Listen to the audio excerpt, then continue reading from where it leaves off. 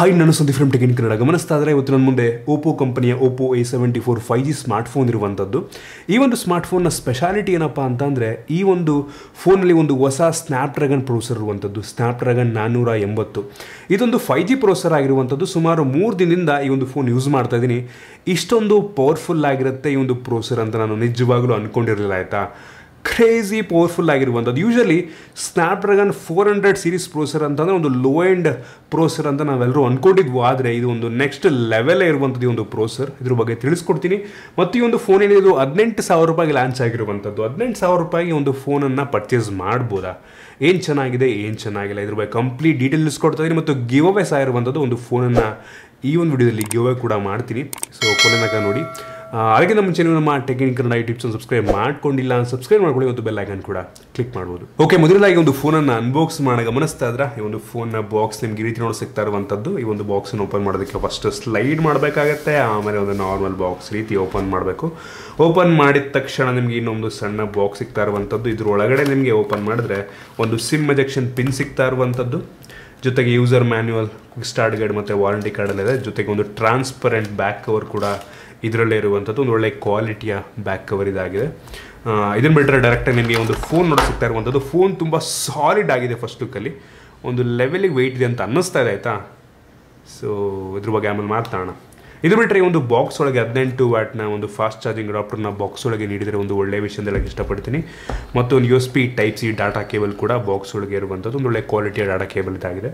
ಇನ್ನು ಡೈರೆಕ್ಟಾಗಿ ಈ ಫೋನಿಗೆ ಬಂತು ಅಂತಂದರೆ ಈ ಫೋನ್ ತುಂಬ ಸಾಲಿಡ್ ಆಗಿರುವಂಥದ್ದು. ಆಯಿತಾ, ಕ್ರೇಜಿ ಬಿಲ್ಡ್ ಕ್ವಾಲಿಟಿಯನ್ನು ಹೊಂದಿದೆ ಅಂತ ಅನ್ನಿಸ್ತಾ ಇರುವಂಥದ್ದು.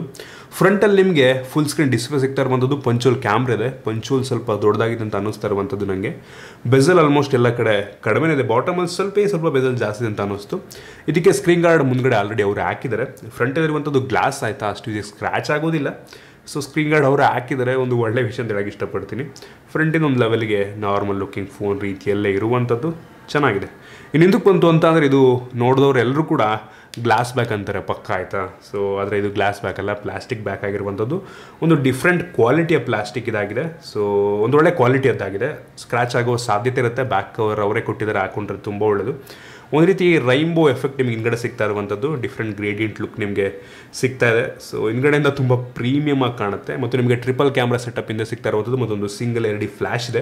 ಹಿಂದ್ಗಡೆ ಯಾವುದೇ ಫಿಂಗರ್ ಪ್ರಿಂಟ್ ಸೆನ್ಸರ್ ಸಿಗ್ತಲ್ಲ. ಸೊ ನಮಗೆ ಗೊತ್ತಾಗ್ತಿರುವಂಥ ಈ ಒಂದು ಫೋನಲ್ಲಿ side mounted finger print sensor ಇದೆ ಅಂತ. ಸೊ ಇದನ್ನು ಬಿಟ್ಟರೆ ಈ ಒಂದು ಫೋನಲ್ಲಿ USB Type-C ಪೋರ್ಟ್ ಇರುವಂಥದ್ದು. ಮತ್ತೊಂದು 3.5mm ಹೆಡ್ಫೋನ್ ಜಾಕ್ಸ್ ಇದೆ. ಮತ್ತು ಡೆಡಿಕೇಟೆಡ್ SD ಕಾರ್ಡ್ ಸ್ಲಾಟ್ಸ್ ಇರುವಂಥದ್ದು. ಇದೊಂದು ಪ್ಲಾಸ್ಟಿಕ್ ಫ್ರೇಮನ್ನು ಹೊಂದಿರುವಂಥ ಫೋನ್ ಆಗಿದೆ. ಆಯಿತಾ, ಸೊ ಓವರಾಲ್ ಡಿಸೈನ್ ಮತ್ತು ಬಿಲ್ಡ್ ಕ್ವಾಲಿಟಿಗೆ ಒಂದು ಪ್ರೈಸ್ ರೇಂಜ್ಗೆ ನಾನು ಚೆನ್ನಾಗಿದೆ ಅಂತೀನಿ. ಗ್ಲಾಸ್ ಬ್ಯಾಕ್ ನೀಡಿರೋದು ತುಂಬ ಕ್ರೇಜಿ ಆಗಿರ್ತಾ ಇತ್ತು. ಬಟ್ ಬಿಲ್ಡ್ ಕ್ವಾಲಿಟಿ ನನಗೊಂದು ತುಂಬ ಸಾಲಿಡ್ ಅಂತ ಅನ್ನಿಸ್ತು.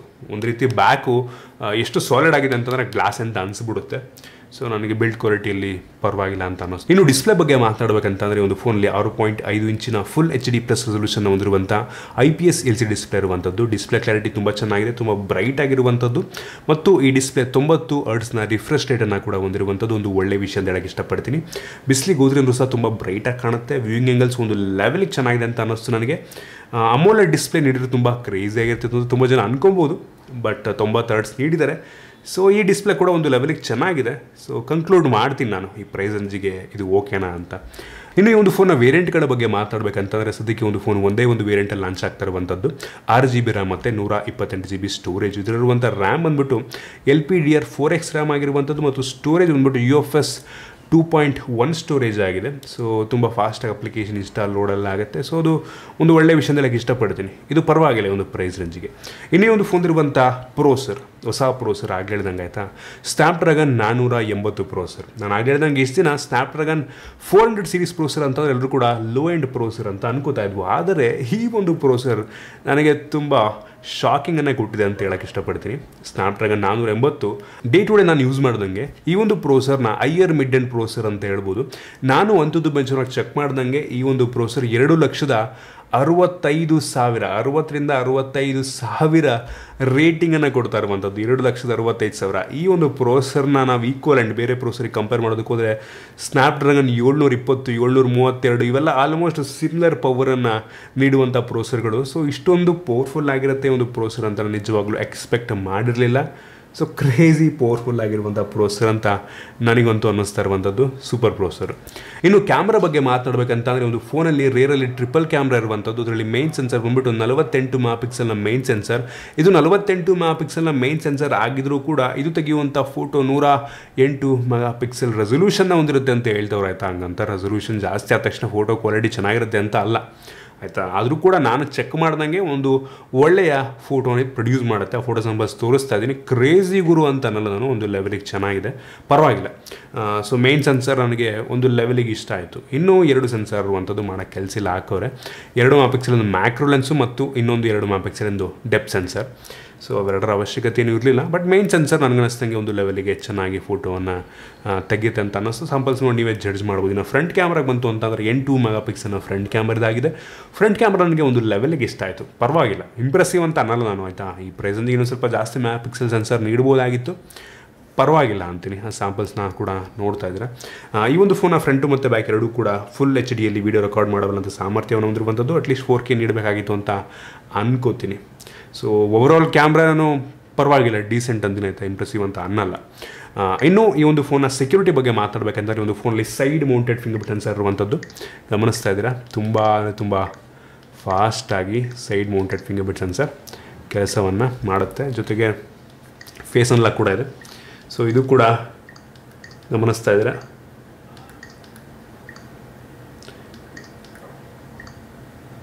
ತುಂಬ ಫಾಸ್ಟಾಗಿ ಅನ್ಲಾಕ್ ಕೂಡ ಮಾಡ್ತಾ ಇರುವಂಥದ್ದು.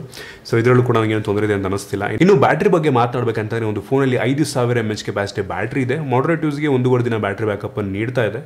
ಮತ್ತು ಬಾಕ್ಸ್ ಒಳಗಿನ 18 ವ್ಯಾಟ್ನ ಫಾಸ್ಟ್ ಚಾರ್ಜಿಂಗ್ ಅಡಾಪ್ಟರ್ನ ಕೂಡ ನೀಡಿದರೆ ಒಂದು ಒಳ್ಳೆಯ ವಿಷಯ ಹೇಳಕ್ಕೆ ಇಷ್ಟಪಡ್ತೀನಿ. ಇನ್ನು ಸ್ಪೀಕರ್ ಬಗ್ಗೆ ಮಾತಾಡಬೇಕಂತಂದರೆ mono speaker, bottom firing. So ಸ್ಪೀಕರ್ನ ಕ್ಲಾರಿಟಿ ಒಂದು ಲೆವೆಲಿಗೆ ಚೆನ್ನಾಗಿದೆ, ಜೋರಾಗಿ ಕೇಳುತ್ತೆ. ಇಂಪ್ರೆಸಿವ್ ಅಂತನಲ್ಲ, ಪರವಾಗಿಲ್ಲ ಒಂದು ಲೆವೆಲ್ಗೆ. ಈ ಪ್ರೈಸಿಗೆ ಸ್ಟೀರಿಯೋ ಸ್ಪೀಕರ್ ನೀಡಬಹುದಾಗಿತ್ತು ಅಂತ ಅನ್ಕೋತೀನಿ. ಇನ್ನು ಇದರಲ್ಲಿ ಪ್ರತಿಯೊಂದು ಸೆನ್ಸರ್ನ ಕೂಡ ನೀಡಿರುವಂಥದ್ದು, ಯಾವುದನ್ನು ಕೂಡ ಮಿಸ್ ಮಾಡಿಲ್ಲ. ಮತ್ತು ಇದರಲ್ಲಿರುವಂಥದ್ದು Android 11 ಆಯಿತಾ. Android 11 ಬೇಸ್ ರನ್ ಹಾಕಿರುವಂಥ ColorOS 11. ಸೊ ಪರವಾಗಿಲ್ಲ, ನನಗೆ ಅಂಥ ಸ್ಟಾಕ್ ಆ್ಯಂಡ್ ಎಕ್ಸ್ಪೀರಿಯನ್ಸ್ ಏನು ನೀಡಲ್ಲ, ಬಟ್ ಪರವಾಗಿಲ್ಲ, ಸ್ಮೂತಾಗಿ ಅಂತೂ ರನ್ ಆಗ್ತಾಯಿದೆ. ನಿಮ್ಮಲ್ಲಿ ಕೆಲವು ಜನಕ್ಕೆ ಅದು ಇಷ್ಟ ಆಗ್ಬೋದು. ಸೊ ಇದಿಷ್ಟು ಒಂದು ಫೋನ್ನ ಮೇನ್ ಫೀಚರ್ಸ್ ಆಯಿತಾ. ನೀವು ಆದರೆ ಕೇಳ್ಬೋದು ಈ ಒಂದು ಫೋನನ್ನು 17,990 ರೂಪಾಯಿಗೆ ಲಾಂಚ್ ಆಗಿರುವಂಥದ್ದು. 18,000 ರೂಪಾಯಿಗೆ ಒಂದು ಫೋನ ಪರ್ಚೇಸ್ ಮಾಡ್ಬೋದಾ ಅಂತ ಯೋಚನೆ ಮಾಡಿ ನೋಡಿ. ನಿಮಗೆ 5G ಫೋನ್ನ ಅವಶ್ಯಕತೆ ಇದೆಯಾ ಅಂತ ಆಯಿತಾ. ಸೊ ಇದು ತುಂಬ ಪವರ್ಫುಲ್ ಆಗಿರುವಂಥ ಪ್ರೊಸೆಸರ್, ಚೆನ್ನಾಗಿದೆ. Display full HD ರೆಸೊಲ್ಯೂಷನ್ನು 90 Hz. ನಿಮಗೆ ಅಮೋಲೆಡ್ ಸಿಗ್ತಾಯಿಲ್ಲ ಇದರಲ್ಲಿ. ಸೊ ಯೋಚನೆ ಮಾಡಿ, ನಿಮಗೆ ಅಮೋಲೆಡ್ ಬೇಕಾ, IPS ಡಿಸ್ಪ್ಲೇ ಬೇಕಾ ಅಂತ. ಸ್ಟೋರೇಜ್ ಚೆನ್ನಾಗಿದೆ, ಪ್ರೊಸೆಸರ್ ಚೆನ್ನಾಗಿದೆ. ಒಂದು ಪ್ರೈಸಿಗೆ ರೀಸನಬಲ್ ಪ್ರೊಸೆಸರು, 5G ಪ್ರೊಸೆಸರು ಒಂದು ಪ್ಲಸ್ ಪಾಯಿಂಟು. ಕ್ಯಾಮ್ರಾ ಡೀಸೆಂಟ್ ಅಂತೀನಿ. ಸೊ ಕ್ಯಾಮ್ರಾ ಅವಶ್ಯಕತೆ ಇದೆ, ಯೋಚನೆ ಮಾಡಿ ನೀವೇ. ನಂತರ ಈ ಒಂದು ಫೋನ್ದಿರುವಂಥ ಬ್ಯಾಟ್ರಿ ಚೆನ್ನಾಗಿದೆ, 5000 mAh ಕೆಪಾಸಿಟಿ, 18 ವ್ಯಾಟು. ಸೊ ಇದನ್ನೆಲ್ಲ ನೋಡಿಕೊಂಡು ಬಿಲ್ಡ್ ಕ್ವಾಲಿಟಿ ಅಂತೂ ತುಂಬ ಚೆನ್ನಾಗಿದೆ, ಲುಕ್ ತುಂಬ ಚೆನ್ನಾಗಿದೆ. ನಿಮಗೆ ಇದ್ರ ಬಗ್ಗೆ ಏನನ್ಸುತ್ತೆ? ನನಗೇನೋ ಇನ್ನೊಂದು ಸ್ವಲ್ಪ ಬೆಲೆ ಕಡಿಮೆ ಆಗಿದ್ರೆ, ಮೋಸ್ಟ್ ಒಂದು 2,000 ಕಡಿಮೆ ಆಗಿದ್ರೆ ಸಖತ್ತಾಗಿರ್ತಿತ್ತು. ಯೂಶ್ವಲಿ ಓಪೋದು ಈ ಸೀರೀಸ್ ಫೋನ್ಗಳನ್ನು ಆಫ್ಲೈನ್ ಮಾರ್ಕೆಟ್ನಲ್ಲಿ ಜಾಸ್ತಿ ಸೇಲ್ಸ್ ಮಾಡ್ತಾರೆ ಆಯಿತಾ. ಸೊ ನನಗನ್ನಿಸ್ದಂಗೆ ಆಫ್ಲೈನಲ್ಲಂತೂ ತುಂಬ ಕ್ಲಿಕ್ ಆಗ್ಬೋದು ಅಂತ ಅನ್ಕೋತೀನಿ. ಸೊ ನನಗೇನೋ ಒಂದು ಡೀಸೆಂಟ್ ಫೋನು ಬೆಲೆ ಇನ್ನೂ ಸ್ವಲ್ಪ ಕಡಿಮೆ ಆಗಬೇಕಾಗಿತ್ತು ಅಂತ ಅನ್ನಿಸ್ತು. ನಿಮಗೆ ಇದ್ರ ಬಗ್ಗೆ ಏನನ್ಸುತ್ತೆ ಕೆಳಗಡೆ ಕಾಮೆಂಟ್ ತಿಳಿಸ್ಬೋದು. ಇನ್ನು ಗಿವ್ ಬಗ್ಗೆ ಮಾತಾಡಬೇಕಂತಂದರೆ ಈ ಫೋಟೋ ನಾನು ಇನ್ಸ್ಟಾಗ್ರಾಮಲ್ಲಿ ಶೇರ್ ಮಾಡ್ತಾಯಿದ್ದೀನಿ. ಸೊ ಹಾನೆಸ್ಟಾಗಿ ಕಾಮೆಂಟ್ ಮಾಡಿ. ಸೊ ಈ ಫೋನ್ ಇಲ್ಲ ಅಂದರೆ ಯಾವುದಾದ್ರು ಒಂದು ಫೋನ್ ನಾನು ಒಟ್ಟಿಗೆ ಗಿವ್ ಅವೇ ಮಾಡ್ತಾಯಿದ್ದೀನಿ. ಟೋಟಲ್ ಒಂದು ಆಲ್ರೆಡಿ ಮಾಡಿದೆ, ಅದು ಮಿಸ್ ಆಗಿಬಿಟ್ಟು ರಾಂಗ್ ಪರ್ಸನಿಗೆ ಮಾಡಿಬಿಟ್ಟೆನ ಆಯಿತಾ. ಸೊ ರಿಗ್ರೆಟ್ ಮಾಡ್ತಾಯಿದ್ದೀನಿ ಅದನ್ನು. ಸೊ ಇನ್ನೂ 2 ಫೋನ್ಗಳನ್ನು ಗಿವ್ ಅವೇ ಮಾಡೋದಿದೆ. ಸೊ ಇದನ್ನು ನಾನು ಇನ್ಸ್ಟಾಗ್ರಾಮಲ್ಲಿ ಹಾಕ್ತೀನಿ, ಒಬ್ರು ಕಾಮೆಂಟ್ ಮಾಡಿ ಏನಕ್ಕೆ ಅವಶ್ಯಕತೆ ಇದೆ ಅಂತ. ನಾನು ಅದರಲ್ಲಿ ಯಾರನ್ನಾದ್ರೂ ಒಬ್ಬರನ್ನ ಚೂಸ್ ಮಾಡಿ ವಿನ್ನರನ್ನು ಸದ್ಯದಲ್ಲೇ ಅನೌನ್ಸ್ ಮಾಡ್ತೀನಿ. ಸೊ ಇದಿಷ್ಟು ಈ ಒಂದು ಫೋನ್ನ ಬಗ್ಗೆ. ನಿಮಗೆ ಈ ಒಂದು ವಿಡಿಯೋ ಇಷ್ಟ ಆಗಿದೆ ಅಂತ ಅನ್ಕೋತೀನಿ. ಇಷ್ಟ ಆದ ಬಿಟ್ಟು ಲೈಕ್ ಮಾಡಿ, ಶೇರ್ ಮಾಡಿದ ರೀತಿ ನಮ್ಮ ಬೇರೆ ವಿಡಿಯೋ ನಮ್ಮ tech in Kannada YouTube subscribe ಮಾಡ್ಕೊಂಡಿಲ್ಲ, ಸಬ್ಸ್ಕ್ರೈಬ್ ಮಾಡ್ಕೊಳ್ಳಿ ಅಂತ ಬೆಲ್ ಐಕನ್ ಕೂಡ ಕ್ಲಿಕ್ ಮಾಡ್ಬೋದು. ಸಿಗೋಣ ನಮ್ಮ ವಿಡಿಯೋದಲ್ಲಿ.